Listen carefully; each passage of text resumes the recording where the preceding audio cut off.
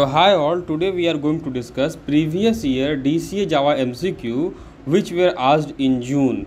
Guys, this is part 2. I have already uploaded part 1. Please go and watch that part. I will upload that part in I button and in description as well, okay? So as all of you know that DCA exam were held in different slots. So I collected different Java MCQs and divided them based on different topics. So today we are going to discuss the questions which were asked on Spring Boot and JDBC, okay? So guys, I will continue this series only if I get positive response from all of you. So please like this video and subscribe the channel for getting more updates regarding this. So guys, what I have observed that in exam they are focusing on certain topics. So the first topic is cross origin. They are asking so many questions on cross origin. They are also asking questions on actuators and how to fetch SQL table results from JDBC using result set, okay, prepared statement, okay, statement on these interfaces, okay. So guys, let us discuss the questions one by one, and in midway I will discuss each of these topics, okay. So if you look at the first question, then you can find that the first question is based on cross origin, okay. How the course configuration enabled for the controller method in Spring Boot, okay. So guys, let me tell you what is course configuration, okay. So as all of you know that Spring Boot runs on 8080 port, okay, but Angular runs on port 4200, okay. So if Angular wants to fetch data from Spring Boot, in that case it will not be able to fetch the data because both the applications are running on different ports. So when both the applications are running on different ports, then in that case we use course origin configurations and getting the results easily. So you can see here we have different syntax they have given, okay, like get mapping, origin, cross origin. So by looking the syntax you can easily find that the answer will be B, cross origin, HTTP localhost 8080. Next question they are asking on actuators. Which of the following endpoints in actuators will be enabled by default in Spring Boot MVC application, okay. Let's discuss what are actuators, okay. As all of you know that we have different services running in Spring Boot. Services are nothing but the classes which runs the business logic of our client, okay. We have different controllers which are called endpoints in Spring Boot running in our application. So actuators have different endpoints, or you can say different methods through which you can know the health of your application, okay, that which services are running, which services are up, which controllers are down, like that, okay. So I hope the concept of actuator is clear to all of you. Now in this question they are asking which of the following actuators are enabled by default. So in this case the answer will be 3 and 4, okay. Head pump and Prometheus are enabled by default. You are not required to enable it explicitly, and Prometheus it is enabled by default, so it is true.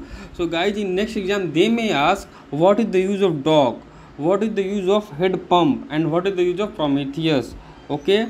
There are so many endpoints, so it is difficult for you to study all the endpoints. So you at least study these 4 because they have given in option. So in next time they might ask on these topics, okay. Let's go to the next question. You can see here they are asking what is the missing code to define course configuration globally. So there is one way through which you can define the course configuration globally, so that you are not required to write it again and again in every method. Else you have to write this course configuration in every method, okay. You can do that by using this override public void course mapping course registry.add mapping.allowed origins, okay. Now the next question is again on actuator. They are asking how the actuators can be added to Spring Boot application using Gradle, and next question is how all endpoints of actuator can be enabled in the application at one time. So you can do this by adding different dependencies and different properties in properties file of Spring Boot, okay. So you can see here we can do this by using this. You can see here Gradle users can add below dependency in your build Gradle file by using this dependency compile group org.springframework.boost name Spring Boot starter actuator, okay. If you use this you can easily add this dependency on your Spring Boot pom.xml, okay. And the next question they have asked is how to enable. So you can use this management.endpoints.web.exposure dot include equals star. If you use these two, you can easily implement actuators. Okay, so they have given the options as well, like you can see here. I think this one is the correct one. Configuration dot in point dot actuators dot expose dot all equals star, and compile group this. So third is the correct answer. So you can look here that they are asking many questions on actuators, so please go and read about actuators. Okay, now let's discuss the next question. You can see here in this question they are taking one JDBC class, and in that they are fetching fifth row. They want to fetch the fifth row of SQL table. Okay, for that they want the code. So I am giving you one link, you just go through that link, and in that link everything is there. What is JDBC, how to write each and everything you can see here. What is a statement interface, okay, what is prepared statement interface, how can you fetch the results, how can you print the results. Okay, if you go down, you have different result set types, like type forward only. I'm saying this because you can, if you look at the question here, result set dot type, there are different type of result set they have given an option, so you can study it from here, like different types of result set, type forward only, type scroll insensitive, type scroll sensitive. Okay, okay, and if you go down, you have different methods in result set interface, and here they have given the code, how can you get the result, how can you get the fifth result. Okay, I will give this link website in description. Please go through that and study this, because next time they are going to ask. In our previous video we left few questions, let's discuss them in this video. Okay, so guys, you can see here they are using two for loops, and they are using the concept of break, and they are trying to print the value of I and j. You can see here they are iterating from I equals 0 to less than 3, and in next loop they are iterating from j equals 1 to j less than equals to 2. So when you come to this place, if I equals 1 and j equals 1, this place I is equal to 0 and j equal to 1.